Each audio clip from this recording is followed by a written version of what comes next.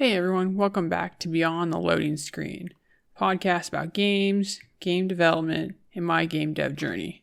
My name is Aaron and I run Eventide Game Studios. I've been a hobby solo game dev for about 4 years now. I've got one game on Steam, and that is Abridge, and it's my Sokoban style puzzle game. In today's episode, we're going to talk about why players refunded my game on Steam. I found this in an interesting section on Steamworks, so we'll talk about that later. Then we'll talk about live, some of the games I've been playing, and then we'll close with some game dev updates I've been working up. So, why did players refund my game on Steam?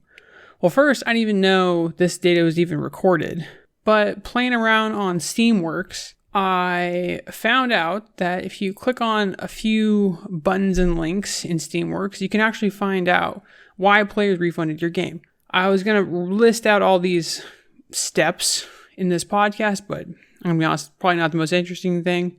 So I'm probably gonna write it out in some kind of blog or a post on X, and I'll link it in the show notes so that way you can find this data yourself and be able to see what players are saying about your game. So overall, I think this is amazing that they even do this, because when you do a refund, players have to say why they are refunding your game. However, I think it's interesting that I didn't know that Steam actually gave us access to this information. So all the more kudos to Steam for just being transparent and giving us that level of transparency. So for my game Abridge, what did they say? So I got, I have 9 refunded units. The categories for the reasons for a refund are game is too difficult with 3, purchased by accident, that has 2, not fun, and that's 1. Frame rate is too low. I got 1 of those. Other issues, which is 1, and performance issues, and which I got 1 of. So that's 9 total. And the other thing that's interesting is that if a player refunds it, they can also select not only a category, but if they want, they can leave a note. So if you left a note, I just want to say thank you very much. I appreciate it. I did receive 3 notes associated with the category. For frame rate too low, the note for that is game runs either 3000 FPS without or 15 FPS VSync, either being unplayable or frying my graphics card when it's a 2D puzzle game. Okay, that's different. Didn't know that occurred.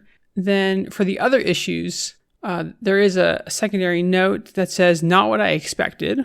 Okay, that's interesting. For the performance issues category, this player left a note that says, consumes 100% of my CPU unless I activate VSync, which reduces the frame rate down to 5 to 6. So this is pretty big information.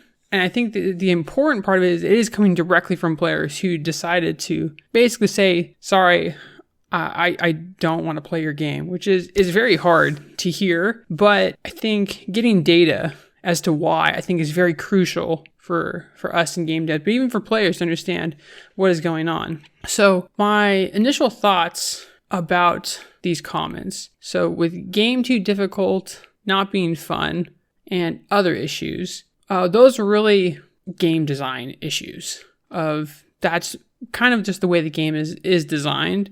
Some people are not going to find it fun, unfortunately. Some people are it is not going to meet their expectations. Or it's not going to be like this person said. It's not what I expected. It is hard to hear that your game is not fun, I will admit. Being that the game is too difficult, the game is intended to be difficult to a certain degree, but it is still feasible. If I were to ask these players, if they were out there listening, of why the game was too difficult or it was not fun, I would like to know why. The other side of the coin to this is I had no idea there were performance issues related to the game. So when one person said that the frame rate was too low or had the category of that and the actual category of performance issues, I had no idea that the game even had performance issues, to be honest. I knew that it would run really well on low-end machines. It sounds like it runs maybe a little bit too well. It tries to just run as fast as it can while it's playing. And then when VSync is on, it sounds like it just goes to a crawl, which is a bit unexpected, that I didn't think that VSync would tank the performance so much. So those I think would be addressed really is like a quality of life feature. If I were to fix them now, I'd really just add a frame rate limit, because the game is set up to run as fast as it possibly could. I mean, computers are pretty fast now. So I was relying on that a little bit, because it is not a very complex game as far as the actual game logic goes, but also as far as the visuals go. I mean, there are animations, there are particle effects, but that alone the game itself is not very complicated. Trying to push that many frames, I mean, 3,000, is a lot of frames to be trying to pump out for, a 2D puzzle game. So I do understand what this player is saying, that maybe I should have possibly restricted it a bit more without VSync. And the way I think I would do this would be with a frame rate limit.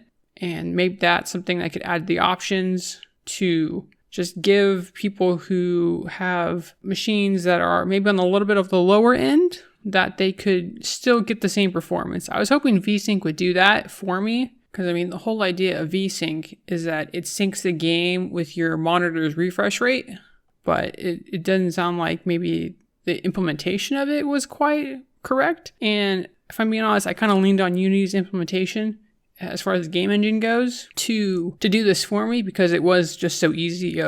It's literally just like a bit or a bool per se of I enable it or disable it when the player is playing. I think that was all very interesting to hear. Again, I'll say a written step-by-step guide of how to find this information for yourself if you're curious. And then we'll kind of go into more of the personal and life updates. So the wrist is still, has its moments. It's getting better. I did go to the doctor recommending some physical therapy, which is good. I've also been working out quite a bit now. I've definitely gotten the swing of going to the gym and running. I run like twice a week, go to the gym like twice a week. My work just got their gym redone, so that's very fortunate. So now I can just go to the gym, lift some weights. It's usually about like 30 minutes session, warm up, pretty easy. Just trying to stay fit, take care of my body. One thing I did do was I did get a round of golf in. Just a small, 9-hole course. I do like to golf occasionally. I have my own set. I think I did okay for being a little rusty, I will say. I try to shoot for at least a bogey or double bogey over, and no more than that. There was a few that I did pretty well on. One I even got par on, so I was pretty proud of that. And that was a lot of fun to just get out there and do something that wasn't working out and not inside, at my desk. As far as games go, I did break the 60-hour mark with Balatro. So we're, I think, at 61, hours. So pretty crazy to think about. Had a great time doing it and playing, and I'm probably going to keep playing. But the other game I mentioned, I think, in the last podcast was I was starting to play Tunic. Tunic, my goodness. From what I've already played, such an amazing game. Really, the aesthetic and the graphics, I think, are my taste. It is an isometric 3D adventure game. So if you almost took Legend of Zelda and turned it into a 3D isometric game, you would get Tunic. There are a lot more interesting things on with Tunic that I'm not going to talk about really all that much, but I will say that the level design in that game is spectacular. It is such, I'll say, a breath of fresh air as far as being a 3D adventure game. And it is a lot like if I were to play The Legend of Zelda, like the original Legend of Zelda, that is, which I never played it. But if I were to play it, I would imagine the players who played that and the feeling I have playing Tunic are very similar. So I can definitely see the appeal more after playing Tunic of the impact that the original Legend of Zelda had. And if that doesn't maybe sell you on the game, or if you haven't considered it, I would definitely consider it. I haven't beat it yet. In fact, I don't even know how far I am because I don't want to spoil it for myself. I usually try to play games at least one time through with basically little to no guidance at all, because I want to play it as the developer intends to, and I want to be able to find the things and the surprises that I think make the game more meaningful and make them feel like I accomplished that on my own. So I can get that full raw experience the first time. Then after that, maybe there's some new game plus, but if there is, I think all bets are off because at least I've got an ending. Maybe there's different endings, which that's a kind of a whole new story. But that's kind of my intent, is to play it really with none of the maybe guardrails of using guides and things as a crutch to finish a game. I try to avoid that at all costs, and that's just kind of my philosophy of when I try to play a new game that I actually quite interested in finishing, that I just want to make sure that I'm not obstructing the purity of the experience. Maybe, I don't know. I feel like I'm rambling, but just kind of take it for what it is. Is what I'm trying to get at. So that's kind of the games I've been playing. Then as far as my game dev goes, I've been focusing less on the development. I think I'm more on card design, mechanics, and balance. So it's a lot of sorting through card ideas, working through a spreadsheet is just how I decided to implement it. I have one, I'll say like master spreadsheet of all the different mechanics, the different names, values, scalars, and things like that. And then I essentially just export all that data into a CSV or a comma separated file or comma separated value. That is a type of file. And essentially I just import that into the game, and then that data then gets put into objects, which then become cards into the game. So a lot of it is just finding out what is fun and interesting and tweaking and balancing the numbers that kind of make them feel right. There's some that are good at a glance, but maybe are going to be difficult to implement. Some that are just like, they're too awkward and cumbersome to try to explain. If I need a small paragraph, 2 to 3 sentences to explain what this mechanic is trying to do, like it just feels like it's too much. So I tried to eliminate those right away. And I have around 170, I'll say quote unquote, good ideas or ideas that I'm working with right now. I've scrapped like 80 plus already. And not even to include ones I've taken kind of in offhand notes.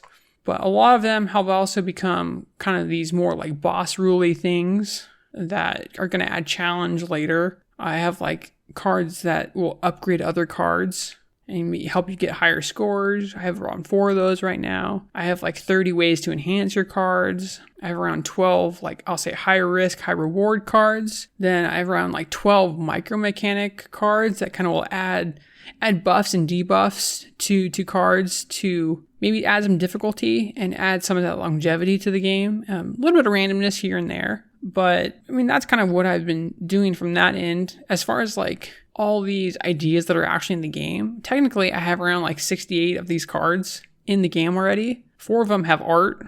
There are another 4, like the 4 upgrade cards I mentioned, those all have art because there's only going to be 4, at least for right now. And yeah, I mean, it's been really interesting to really, quote unquote, trying to thin the deck of trying to find what game ideas are interesting that you can work with. But it's also, it's interesting to try to figure out not only what sounds interesting, but what the game needs, because the possibility, what I'll call the possibility space. So if you think of another game of like, just that game with like a RPG with poison, burn, and all the things, these like abilities, like there's a lot of numbers you can tweak and a lot of different combinations. Like, can a card maybe have, I'm just using cards and RPGs as an example. So just say a card, can it have burn? Can it have poison? Can I have it at the same time? How much burn versus how much poison? Can you have one instead of the other? Can you turn poison into burn? Can you turn burn into poison? Like, those are all like different ways to work with the mechanics that you have at your disposal, or ones that you have, like, I like to think of them as a toolbox, which they're just different ways that you can tweak the game to just make it more interesting. And trying to find out if a game needs it. And I guess I'm struggling and trying to answer the idea of, yes, I could do all these things, but should I? Like, what would make the game better? And trying to rule out the ideas that don't make the game better versus the game ideas that are just kind of or do actually make the game better, and trying to thin those out, because ultimately you want to get rid of not only the bad ideas, like those are pretty easy to get rid of, but also the ideas that are on the fence. By trying to get rid of those, you're actually going to make the good cards better, which is kind of the same idea of thinning the deck. So I'm trying to thin the game mechanics, so to speak. Not sure if that's helpful, but that's kind of how I'm approaching design right now. And that's all I wanted to share in this episode. So again, thank you for listening. If you want to hear kind of the latest news, go ahead and join our email list. Or if you want to hop into our Discord and meet with more game devs and gamers, and we can continue the conversation about maybe some of these card ideas, maybe some of the ones I have, some of the ones I scrapped even, just let me know. Also, don't be afraid to check out Abridge on Steam. Again, I'll put any links that I mentioned for other games or the step-by-step guide I was mentioning about how to find the refund data that I was talking about on Steamworks. Put a note on how to find that for yourself. So I just want to say, yeah, thank you again, and I'll see you in the next episode.